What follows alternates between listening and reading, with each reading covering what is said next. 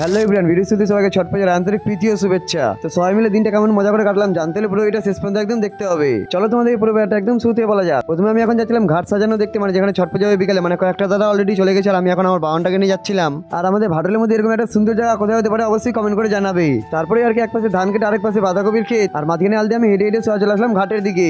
আর এখানে হচ্ছিল ঘাট সাজানো। দেখো আমাদের বাড়ির পাশে নদী বলতে একমাত্র এই নোনা নদীর নামই মনে আসে। যাই হোক, তারপরে আমি সেখান থেকে বাড়ি এসে স্নান দান কমপ্লিট করে রেডি হয়ে নিয়ে চলে আসলাম একটা মা বাড়িতে, যেখান থেকে মা এবার ছট পুজোটা করবে। তারপরে এদিকে বাজনা পার্টি সহ এক এক করে ডালাগুলোকে নিয়ে প্রথমে ভ্যানের মধ্যে রেখে দিয়ে পরে কয়েকজন মিলে সবার ডালাগুলোকে নিয়ে একটা ফাইটারে করে চললাম ঘাটের উদ্দেশ্যে। আর হ্যাঁ, এটা কিন্তু আমার মায়ের নিজে উপোস করে করা দ্বিতীয়বারের মতন ছট পুজো। এটা মা করে এই জন্যই যেন ছট মা আমাদেরকে সবসময় ভালো রাখে। জয় ছট মা। আর এই হলো সেই ঘাট যেটা আমি সকালে তোমাদেরকে ভিডিওতে দেখাইছিলাম, মানে কত সুন্দর লাগছে দেখো দেখতে। আর এদিকে এখন এক এক করে সব ডালাগুলোকে সাজানো হচ্ছিল।